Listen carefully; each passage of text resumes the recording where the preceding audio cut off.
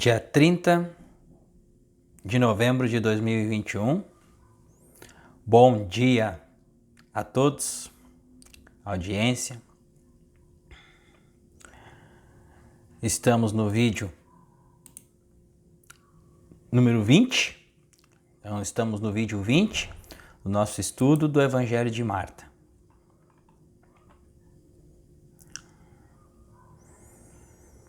Então, como lembrando, nós estamos no ensinamento aqui de André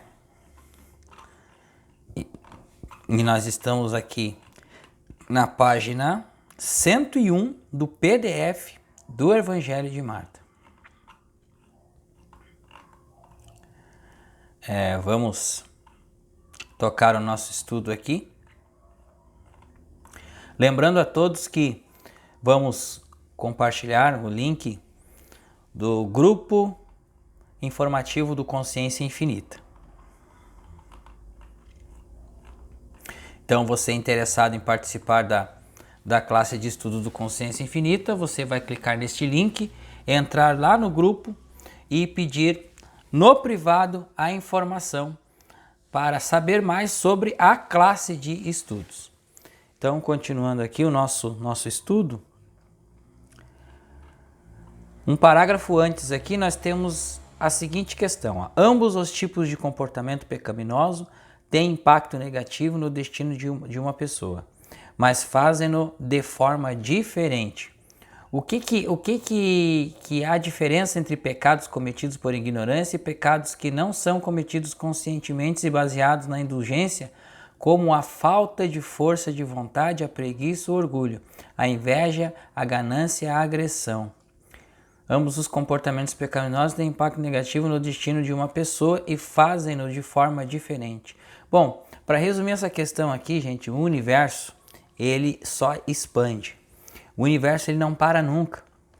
Então, só há crescimento no universo, só há expansão no universo. Então, quando nós paramos, porque a gente é bonzinho, então nós não queremos fazer nada, nós queremos ficar aqui parados, vendo o tempo passar, esperando a morte chegar, é uma atitude completamente contra o todo. Isso é puro ego. E isso aí, o que acaba acontecendo? Afeta, mesmo que seja intrinsecamente, mas afeta o sistema, porque o sistema ele é obrigado a se auto-reorganizar. E você terá uma atitude aí de somatizações, de doenças. Então, esse tipo de atitude, diferentemente daquelas pessoas que agem raivosamente com o ego e lutam e se defendem por qualquer coisa, e brigam e xingam, então essas atitudes aí, a gente... O que significa isso? São também atitudes que prejudicam a evolução da pessoa. Campo eletromagnético. O que está saindo de dentro de você? Raiva, inveja, ódio. E o que está saindo de você? Qual é a crença de você que você diz assim: eu não vou fazer mais nada, vou ficar parado esperando aqui o tempo passar e a morte chegar? Qual é o tipo de crença que está implícita nesse estado, nesse tipo de atitude? Não querer fazer nada, não querer contribuir. Então você está atrapalhando o sistema, porque o sistema ele é auto-reorganizador, ele só expande. Ele vai da entropia para a baixa entropia. Então, continuando aqui, ó. Quando uma pessoa se afasta conscientemente de Deus em direção ao mal, as dificuldades e tentações na sua vida tornam-se inevitáveis. Viu? Por isso que ele está dizendo aqui, ó, nós nos afastamos. Por que nós nos afastamos de Deus? Primeiro, pela inflação do ego. Nós inflacionou, nós nos distanciamos do self, que está ali no centro. Então, nós distanciamos do centro. Nós estamos com o ego inflamado. Nós queremos fazer as coisas que a gente quer, no tempo que a gente quer, quando a gente quer, pela força. Estamos vivendo pela força. E esse tipo de vida é afastada de Deus. Quando com pureza de pensamento uma pessoa se esforça pelo conhecimento, então, em qualquer teste para tal, a seta surge, a ajuda de nosso... Qualquer teste para tal, a seta surge surge a ajuda do nosso Pai Celestial. Então, quando há uma pureza de pensamento, há uma mudança de consciência, vem... O que é a ajuda do Pai Celestial? É a graça de Deus. Vive agora como se caminhasse na vida ao lado de Jesus encarnado. E a qualquer momento podes tocá-lo com a tua mão. Começa cada dia não com pensamento sobre ter que fazer isto ou aquilo, mas com amor para com Deus e para com todas as criaturas na sua criação. Deste amor, cuidado, é fácil conseguir poder para assuntos grandes e pequenos, sem envolvimento mais do que necessário em coisas terrenas. E o que ele está dizendo aqui? Isso aqui é o trabalho protetor e as nossas meditações, comunhões internas. Quando nós nos acordamos, quando nós... Primeiro, como Joel sempre diz, primeira coisa que nós devemos nos lembrar é de Deus. A propósito, podes agora ensinar a Lázaro as coisas novas que aprendestes. Então ele está passando uma lição aqui para Marta. Mesmo assim, peço-te, sê cuidadosa. Já há muitos que querem matar-te por seres uma testemunha dos incríveis milagres realizados por Jesus. Agora, como o rumor sobre Jesus já se espalhou em muitas nações, a força da oposição também está a crescer. Iremos a muitas mais terras nos meses vindouros e pela Páscoa teremos que regressar a Jerusalém. Jesus mencionou que esses serão momentos significativos.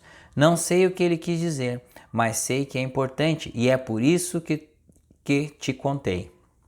André não ficou em nossa casa após me deixar e começou a viagem de regresso no dia seguinte. Então André levou Marta, ensinando Marta as coisas, pouquinho de consciência, elevação de consciência para Marta, passando alguns ensinamentos que ele aprendeu com o mestre e já antes disso, com a sua expansão de consciência, deixou a Marta na casa e seguiu a sua viagem de volta onde estava Jesus para se encontrar com Jesus.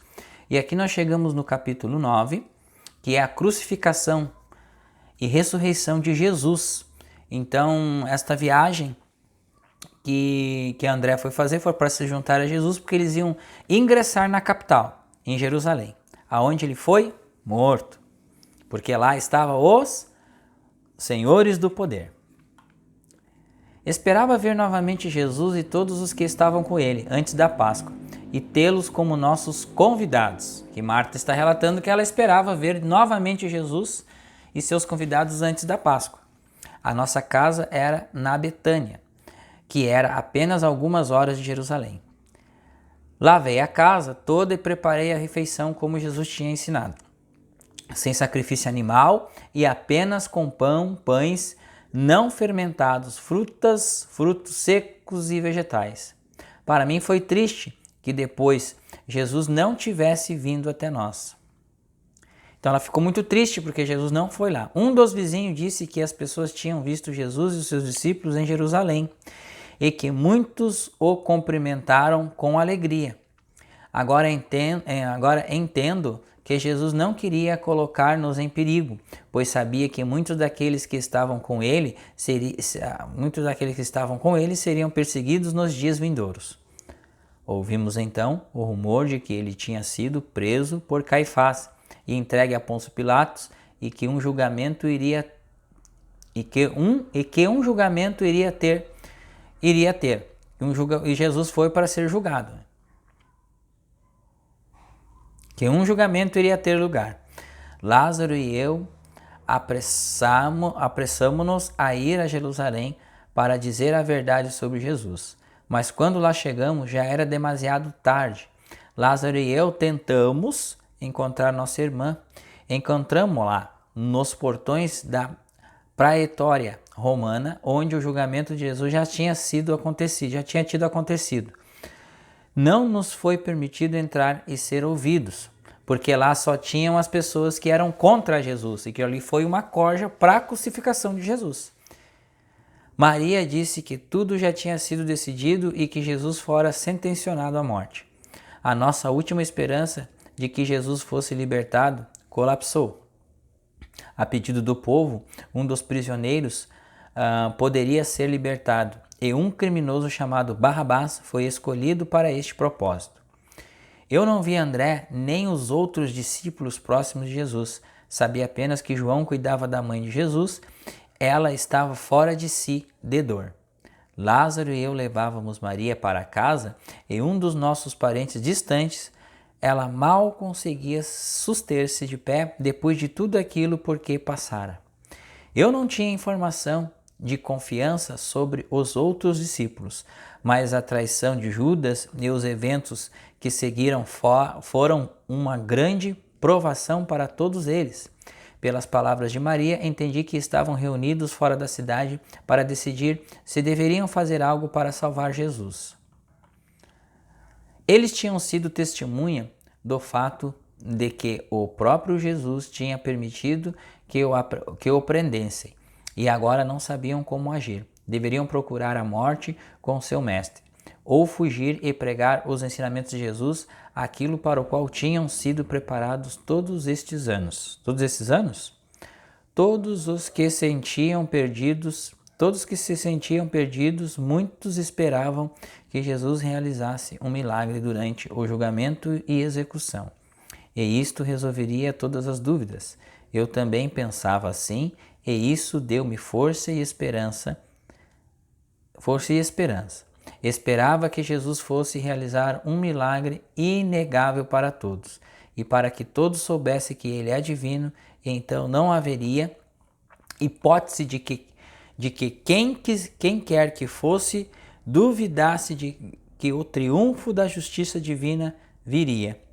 Tentei confortar Maria um pouco, pois para ela era muito mais difícil ultrapassar esta dor do que para mim. Ela não chorou, ficou silenciosa por muito tempo. Parecia-me que apenas mais algum sofrimento e ela deixaria o seu corpo repentinamente. Só depois de muito tempo ela disse: Marta, como pode isto ser possível? Aquele a quem ontem chamavam Deus e louvavam, sofre agora a blasfêmia com palavras malvadas e é condenado a uma morte terrível exatamente pelas mesmas pessoas? Marta, será que eles o executariam? Todas aquelas multidões o que louvavam e lhe chamavam o Salvador, no fim de tudo hoje exigiram que ele fosse morto como um vilão criminoso? Eles gritavam, querendo sua morte. Crucifica! Como pode isto ser? Nem Pôncio Pilatos, um romano, vê culpa em Jesus e queria deixá-lo partir. E estas pessoas no tribunal, apenas umas poucas, se atreveram a testemunhar a verdade. E falsos testemunhos foram dados por muitos. Nem sequer nos deixaram entrar. E depois fizeram troca de Jesus, até puseram uma coroa de espinho na sua cabeça, proclamando que tomava o lugar de uma coroa real. Mas ele nunca disse que desejava o poder e os reinos da terra.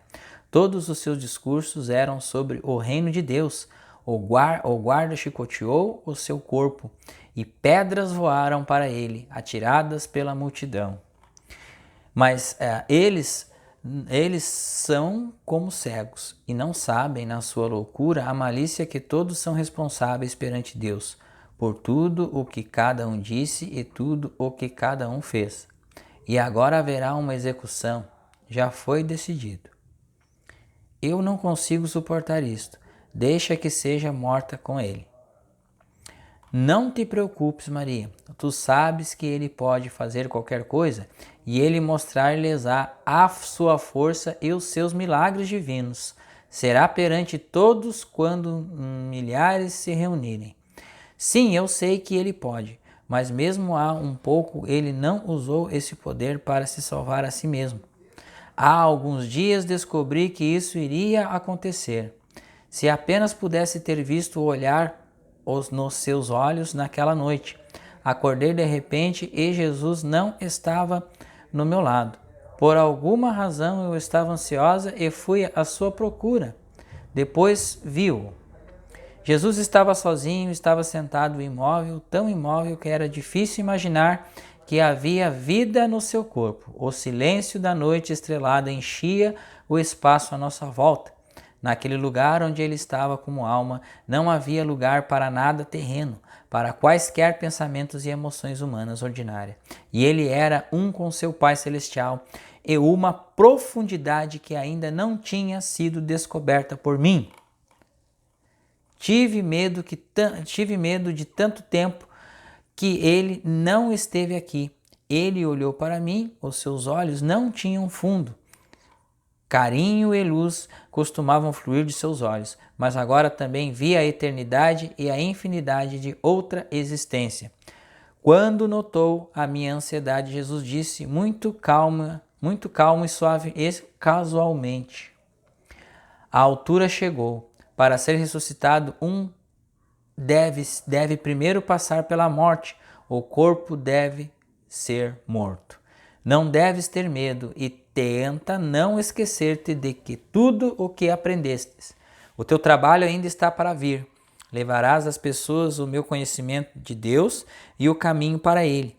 E então, como que regressando a este mundo, ela adicionou com carinho: anda para perto da fogueira, Maria. Anda para perto da fogueira. Maria, está frio e estás a tremer. E abraçou-me. Uns dias mais tarde, depois do júbilo geral com o qual fomos recebidos pelo povo de Jerusalém, esqueci-me deste episódio.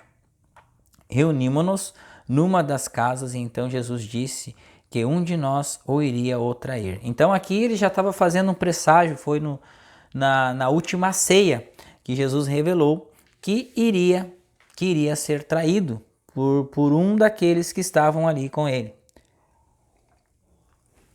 Então Marta aqui está revelando o que aconteceu na última ceia. Todos estavam tão envergonhados, todos ficamos a pensar nas provações que nos esperavam e em que todo e cada um de nós poderia não ter a força ou sabedoria para o suportar. Mas depois Jesus falou sobre o brilhante futuro, sobre as sementes espirituais que tinham sido plantadas e que agora cresciam. Ele também raciocinou sobre os trabalhos que agora se encontravam no nosso futuro. Disse que haveria muitos que estariam envolvidos no nosso trabalho por toda a terra. Que assim é. E então houve alívio nos nossos corações. Mais tarde, antes da alvorada, ele foi agarrado por um guarda no jardim.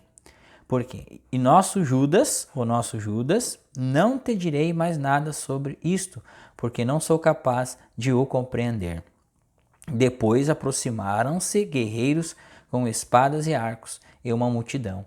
André, Pedro e outros dos nossos quiseram lutar por Jesus, mas ele impediu-os. E Jesus até ajudou um guerreiro que ficou com a orelha cortada.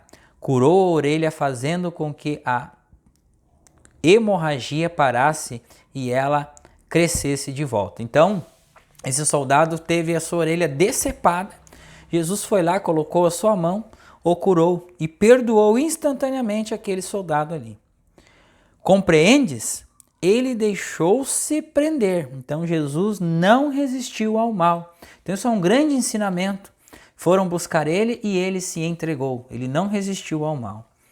E os soldados tiveram medo quando o prenderam, pois ele disse que poderia ter se libertado se quisesse, através do grande poder divino, mas ofereceu-se às mãos deles para que as profecias se cumprissem e todos venham a saber do poder e glória de Deus Pai. Bem, Maria, tu mesmo disseste que o divino poder de Jesus será revelado a todos em breve. Maria tentou religar-se à luz do Espírito Santo, pois apenas nesta união podia suportar a dor que vinha dos pensamentos da execução que se aproximava. Então, Maria tentava o quê? Fazer o quê? Meditar, se ligar, comungar com o Pai, para aliviar a sua dor humana de ter ali o seu afeto, o seu irmão, o seu amor sendo crucificado ali. Eu também tentei ligar-me à luz divina. Não era tão fácil para mim como era para Maria, mas eu ainda acreditava que a execução não teria lugar, e esta esperança ajudou. Então Marta também acreditava nessa união, na comunhão com o Espírito, né? Na união.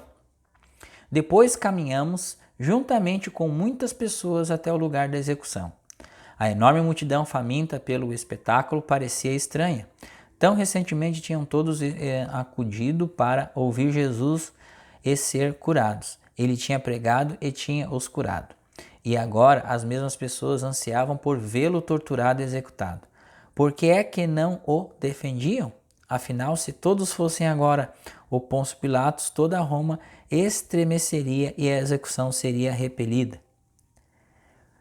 Vamos continuar. No próximo vídeo aqui eu quero fazer uma consideração. Então vocês viram que tudo que Jesus fez, todas as curas, tudo que ele ajudou as pessoas, tudo que ele teve participação foi para o bem, para demonstrar o amor. Mas a partir do momento que foi percebido que era uma mudança de paradigma, isto foi cortado, isto foi radicalmente sumido das consciências que receberam a graça pelo bem e a sua forma pelo bem que Jesus espalhou, oferecendo curas, oferecendo alimento para essas mesmas pessoas que colocaram numa cruz. Então, meus irmãos, essa é a nossa história humana deste planeta. Então, toda vez que um ser de luz vem para fazer um trabalho, e este trabalho ele é totalmente negado, este trabalho totalmente é discutido, este trabalho eles não aceitam, porque o ego não aceita o todo, não aceita o amor do Pai. E é isso que acontece com este planeta. E este planeta vai ter que mudar dia após dia. Para quê? Para que haja uma evolução, porque nós já estamos brincando com bomba atômica, estamos brincando com usinas nucleares, então os seres humanos já estão preparados para a mudança e o salto de consciência. Bom, vou ficar por aqui e até o próximo vídeo. Muito bom dia e muito obrigado.